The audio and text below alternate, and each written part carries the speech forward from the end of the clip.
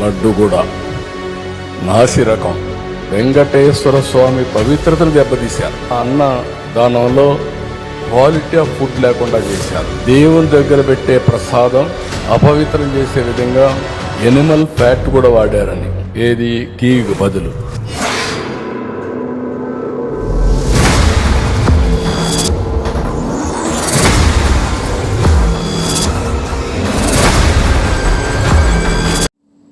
Telugu Desam party కూటమి 100 రోజులు దిగ్విజయంగా పూర్తి చేసుకుని ఆ సందర్భంగా ముఖ్యమంత్రి చంద్రబాబు నాయుడు చేసినటువంటి ఒక వ్యాఖ్య మొత్తం రాష్ట్రం అంతా ప్రకంపన సృష్టించింది.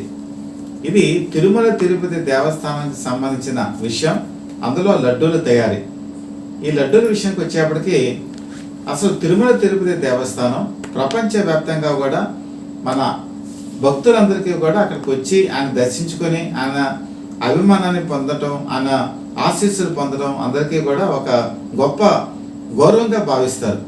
మొత్తం కనుక చూసుకుంటే ప్రపంచవ్యాప్తంగా వాటికన్ సిటీ రెవెన్యూ పరంగా నెంబర్ 1 పొజిషన్. మరి హిందువులకి సంబంధించిన పవిత్రమైన ఆధ్యాత్మిక స్థలం తిరుపతి కనుక వచ్చేప్పటికి ప్రపంచంలోనే నెంబర్ 2 అంటే ఆదాయం వచ్చేటువంటి విషయంలో అంత గొప్ప స్థానాన్ని సంపాదించుకుంది. ఇక్కడికి మన దేశంలో రాష్ట్రాల నుంచి అనేక మంది భక్తులు వస్తారు. అలాగే విదేశాల్లో ఉన్నటువంటి వాళ్ళు ఇక్కడికి వస్తుంటారు. ఫారినర్స్ వస్తారు. అందరూ కూడా ఇక్కడికి వచ్చి ఈయన్ని కొలిచి వెళ్ళటంలో మరి ఎటువంటి ఆధ్యాత్మికత భావం పొందుతారో అందరికీ తెలిసిన విషయమే. అయితే ఇక్కడ మనం గనక చూసుకుంటే మనం కొంతమంది వెళ్ళలేని వాళ్ళు తిరుమల తిరుపతి దేవస్థానం నుంచి ఇచ్చే లడ్డూల్ని ఆయన చూసినట్టే, ఆయన కళ్ళారా చూసినట్టే భావిస్తారు. కాళ్ళకి చెప్పులు తీసేసి భక్తిభావంతో వారికి పూజలు చేసి ఆ లడ్డూని తీసుకొని మరి తినే వాళ్ళు కూడా చాలా మంది ఉన్నారు. ఇది అందులో అతిశయోక్తి ఏమాత్రం లేదు. అంటే వెంకటేశ్వర స్వామి తర్వాత మరి తిరుమల తిరుపతికి సంబంధించిన లడ్డూకి అంత విశేషమైనటువంటి ప్రాముఖ్యత ఉంది. మనం గతంలో కనుక చూసుకుంటే ఒక ప్రసాదం కనుక తీసుకొచ్చినప్పుడు అందరికీ పంచేవాళ్ళు. దాదాపు 15 రోజుల పాటు ఉన్నా కూడా అది చెక్కు చెదిరేది కాదు, ఎటువంటి పాడేటువంటి అవకాశం కూడా ఉండేది కాదు. చాలా క్వాలిటీతో చక్కటి నెయ్యి వాసనతో ఆవు నెయ్యితో తయారు చేసేవాళ్ళు.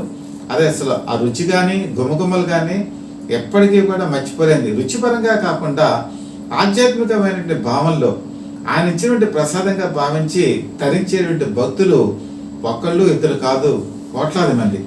కానీ అలాంటి లడ్డూల తయారీలో యానిమల్ ఫ్యాట్ ఉందని చెప్పేసి ముఖ్యమంత్రి చంద్రబాబు నాయుడు చెప్పినప్పుడు రాష్ట్ర ప్రజలంతా అవాక్కైపోయారు.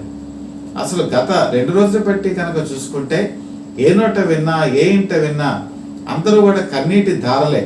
చాలా మంది మనసుల్లో ఆవేదన గూడు కట్టుకొని ఉండటంతో నేను ఈ వీడియోని చేయాల్సి వస్తుంది. అసలు ఎందుకు ఈ పరిస్థితి వచ్చింది? రాజకీయాలు ఎక్కడి వరకు వెళ్తాయి? అసలు రాజకీయాలు అనేది ఒకప్పుడు రాజకీయాలకి మాత్రమే పరిమితం అయిపోయేది. ఆధ్యాత్మికమైన కేంద్రాల్లో ఎప్పటికీ వెళ్ళేది కాదు. కానీ ఈరోజు మరి రాజకీయాలు మరి ఆధ్యాత్మికమైన కేంద్రాల్లోకి వెళ్ళి అక్కడికి ఉన్నటువంటి పరిస్థితులకి ఇంతకీ దిగజారుస్తాయా, భక్తుల మనోభావాలు ఇంతకీ దెబ్బతీస్తాయా అని చెప్పేసి ఒక ఆవేదన అయితే అందరికీ కూడా గూడు కొట్టుకొని ఉంది. ఇక్కడ కనుక చూసుకుంటే మరి చంద్రబాబు నాయుడు ముఖ్యమంత్రిగా ఉన్నటువంటి కాలంలో కర్ణాటక మిల్క్ ఫెడరేషన్కి సంబంధించి నందిని నెయ్యిని వాడేవారు. మరి ఆయనకి హెరిటేజ్కి సంబంధించిన సంస్థ ఉంది, దానికి సంబంధించిన నెయ్యి కూడా ఉంది. కానీ ఎందుకు ఆయన వాడలేదు? ఆయన అక్కడ ఏం చూశారంటే వాళ్ళు కేఎంఎఫ్ వాళ్ళు కనుక చూసుకుంటే వాళ్ళ పశువులు ఆవులు వీటికి సంబంధించినటువంటి విశేషమైన ఖ్యాతి ఉంది. అలాగే వాళ్ళకి ఎక్కడా కూడా ఆధ్యాత్మికమైన భావంతో వాళ్ళు ప్రాఫిట్ అనేది ఆశించకుండా నందిని నెయ్యిని తిరుమల తిరుపతి దేవస్థానానికి సరఫరా చేసేవాళ్ళు. రోజుకి కనుక చూసుకుంటే 15 టన్నుల నెయ్యి అవసరం అవుతుంది ఈ లడ్డు ప్రసాదాల తయారీలో.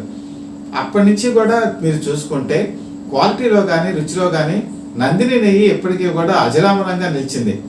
అలాగే ఒక టెండర్స్ని పిలిచినప్పుడు కూడా మనకి సంబంధించిన అక్కడ ఉండే గైడ్లైన్స్ కనుక తీసుకుంటే 800 కిలోమీటర్ల లోపు ఉన్నటువంటి ప్రాంతాల్లో ఉన్నటువంటి డైరీస్ నుంచి మాత్రమే ఈ ఆవు నెయ్యిని తీసుకోవాలి.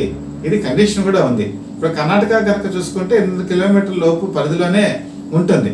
సో ఇవన్నీ చూసుకుని ఆ రోజు నందిని నెయ్యిని వాడారు. కానీ ప్రభుత్వం మారిపోయింది, వైసీపీ ప్రభుత్వం అధికారంలోకి వచ్చింది. 2021 వచ్చేటప్పటికి ఈ నందిని నెయ్యిని ఆఫ్ చేసేసారు. కారణం ఏంటంటే దీనికంటే తక్కువ ధరకి కొటేషన్స్ పిలిచారు. నందిని నెయ్యి కూడా అసలు యాక్చువల్గా మీకు మామూలుగా ఆవు నెయ్యి కనుక బయట మార్కెట్లో చూసుకుంటే మామూలుగా నార్మల్ క్వాలిటీతో చూసుకుంటే 700 రూపాయలు. ఇంకా జెర్సీ ఇలాంటికి సంబంధించిన ఆవు ఆ నెయ్యి కనుక చూసుకుంటే 1000 రూపాయల వరకు కూడా అవైలబిలిటీ అవుతుంది. దీనికి పాలు 120 డిగ్రీస్ సెల్సియస్ తీసుకెళ్లి ఒక క్రమ పద్ధతిలో తయారు చేసినటువంటి ఆవు నెయ్యి మాత్రమే పోషక విలువలు కలిగి ఉంటాయి. ఇది జగమెరిగిన సత్యం. అలాంటి పద్ధతులు పాటించేది నందిని నెయ్యి. కానీ ఆ తర్వాత ఏం చేశారంటే ఆల్ఫా అనేటువంటి కంపెనీని టెండర్స్ కాల్ఫర్ చేసినప్పుడు అనేక మందికి పార్టిసిపేషన్ చేశారు. ఈ ఆల్ఫా కంపెనీ వాళ్ళు న్యూఢిల్లీకి సంబంధించిన వాళ్ళు. వీళ్ళు కోట్ చేసింది 320 రూపాయలు. 320 రూపాయలు నిజంగా చెప్పాలంటే తక్కువ ధరే. కానీ మరి అప్పుడున్నటువంటి వైసీపీ ప్రభుత్వం, అప్పుడున్నటువంటి మరి తిరుమల తిరుపతి దేవస్థానం చైర్మన్, లేకపోతే అక్కడ పాలకవర్గ సభ్యులు ఆలోచించుకోవాల్సింది ఏంటంటే తక్కువ ధర కాదు, క్వాలిటీ ఉందా లేదా, అది నిజంగా మంచి ఇది ఉంటుందా అని భావించాలి. కానీ ఎక్కడో కూడా ఏమీ పరిశీలించకుండా 320 రూపాయలకు వస్తుందని చెప్పి న్యూఢిల్లీ, ఇది చూసుకుంటే 800 కిలోమీటర్లు దాటి ఉంది, మరి అలాంటి చోట ఇచ్చేశారు. ఇచ్చినప్పుడు ఈ నెయ్యిలో మరి యానిమల్ ఫ్యాట్ ఉంది అని చెప్పేసి నిర్ధారణ అయింది. అది కూడా ఎలాగంటే ఇది నిర్ధారించింది ఎవరో కాదు, చాలా క్వాలిటీలో తేడా వస్తుంది, మళ్ళీ లడ్డూలు చాలా వరకు ఒక రుచి పచ్చి లేకుండా తొందరగా ఇదైపోతుందని ఒక కంప్లైంట్స్ ఎప్పుడైతే రావడంతో మరి కూటమి ప్రభుత్వం వచ్చినటువంటి తొలినాడులోనే దీని మీద విజిలెన్స్ కమిషన్ వేయటం జరిగింది. అప్పుడు ఈవోగా ఉన్నటువంటి ఇప్పటికీ కూడా ఆయనే ఉన్నారు శ్యామలరావు గారు దీని మీద మరి NBBFకి పంపించారు. ఇది ప్రపంచ ప్రఖ్యాతి గాంచినటువంటి ల్యాబొరేటరీ. ఇది న్యూఢిల్లీలో ఉంది, గుజరాత్కి సంబంధించినటువంటి సంస్థ. ఈ సంస్థ చేసినటువంటి అధ్యయనంలో తేలింది ఏంటంటే మొత్తం ఈ నెయ్యిలో యానిమల్ ఫ్యాట్ ఉంది, ఫిష్కి సంబంధించినటువంటి ఆయిల్ ఉంది, అలాగే మరి పందికి సంబంధించినటువంటి కొవ్వు కూడా ఉంది, అలాగే గొడ్డు మాంసానికి సంబంధించినటువంటి కొవ్వు కూడా ఉంది అని చెప్పేసి ఇందులో నిర్ధారించడం జరిగింది. దీనికి ISO సర్టిఫికేషన్ ఉంది. ఇలాంటి సంస్థ, ఇలాంటి ల్యాబొరేటరీ చేసినటువంటి ఈ రిపోర్టు ఈరోజు సంచలనం రేకెత్తించింది. ఈ సంచలనం ఒక విధంగా చెప్పాలంటే భక్తుల మనోభావాల్ని దెబ్బతీసాయి. చాలామంది బాధపడ్డారు. ఎంతో పవిత్రంగా భావించేటువంటి ఈ లడ్డూలో యానిమల్ ఫ్యాట్ ఉండటం అనేది ఎవరు కూడా జీర్ణించుకోలేనటువంటి పరిస్థితికి రావటం ఒక విధంగా చాలా శోచనీయమైన విషయం. దీని మీదే రాజకీయ దుమారం కూడా చెలరేగింది. మరి ఒక పక్క చూసుకుంటే మరి అప్పుడు చైర్మన్గా పనిచేసే వైవి సుబ్బారెడ్డి ఒక ప్రకటన చేశారు. నేను అవసరమైతే నా కుటుంబ సభ్యులతో వచ్చి నేను దేవుడి దగ్గర ప్రమాణం చేస్తాను, నేను ఎటువంటి తప్పు చేయలేదు, కానీ చంద్రబాబు నాయుడు ఆ పని చేయగలరా అని చెప్పి సవాల్ విసిరారు. కానీ ఆ సవాల్కి ఎవరు సమాధానం చెప్పకుండానే ఈ ల్యాబొరేటరీలో వచ్చినటువంటి రిపోర్ట్ కనుక చూస్తే అసలు పరిస్థితి ఎంత దిగజారింది. అసలు ఎక్కడో ఢిల్లీలో ఉన్నటువంటి ఈ మరి ఆల్ఫా కంపెనీ దీనికి మ్యానుఫ్యాక్చరింగ్ కెపాసిటీ లేదు. ఎక్కడో ఫారెన్ నుంచి బటర్ తీసుకొచ్చి దానికి అనేక ఇంగ్రీడియంట్స్ కలిపి దాన్ని ఒక క్వాలిటీ లేనటువంటి నెయ్యిగా కన్వర్ట్ చేసి దాన్ని సరఫరా చేశారు అంటే పరిస్థితి ఎక్కడ లోపభూయిష్టంగా ఉందో ఆలోచించుకోవాలి. ఇక్కడ రాజకీయాలకు సంబంధం కాదు, భక్తుల మనోభావాలకు సంబంధించినటువంటి విషయం. చంద్రబాబు నాయుడు ఏది కూడా బేస్లెస్గా మాట్లాడరు. అప్పుడు శ్యామలరావు కూడా ఒక మాట అన్నారు, ఇది కొంతవరకు కల్తీ జరిగింది అన్నారే కానీ పూర్తి స్థాయిలో వివరించాలి. ఎందుకంటే భక్తుల మనోభావాలు తను దెబ్బతీస్తాను, తన వ్యాఖ్యల వల్లే వాళ్ళు ఇబ్బంది పడతానని భావించారేమో కానీ ఆయన వనస్పతి డాల్డా అనేటువంటి మాటని వనస్పతి డాల్డా అంటేనే అప్పుడు చాలా మంది బాధపడ్డారు. కానీ అది వనస్పతి డాల్డా కాదు, మరి యానిమల్ ఫ్యాట్ ఉందని చెప్పి ఈరోజు క్లియర్ కట్గా నిర్ధారణ కావడంతో ఒక విధంగా చాలా మంది కన్నీటి పర్యంతం అయ్యారు. అసలు మనం కొలిచేటువంటి ఈ దేవాలయాల్లో ఇటువంటి పరిస్థితి ఉందా?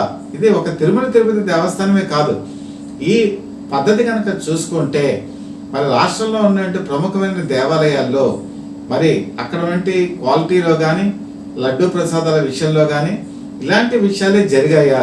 ఒక తిరుమల తిరుపతి దేవస్థానమే మనం చూస్తున్నాం. 2021 నుంచి ఇది జరిగింది తిరుమల తిరుపతి దేవస్థానంలో. కానీ 2019లో వైఎస్ఆర్సీపీ గవర్నమెంట్ వచ్చింది.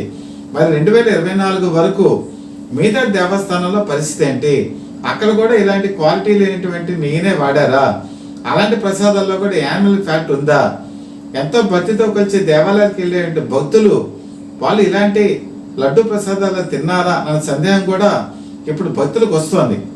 దీని మీద పూర్తి స్థాయి విజిలెన్స్ కమిషన్ మిగతా దేవాలయాల మీద కూడా చేయవలసిన అవసరం ఉంది. అసలు భక్తులకి మరి ఇటువంటి విశేషమైనటువంటి సేవ అందించవలసినటువంటి దేవస్థానాలు ఎందుకు లక్ష్మణ రేఖను దాటాయని కనుక మనం ఆలోచిస్తే ఖచ్చితంగా ఇందులో రాజకీయాలు చొరబడ్డాయి అని చెప్పడంలో ఎటువంటి సందేహం కూడా లేదు.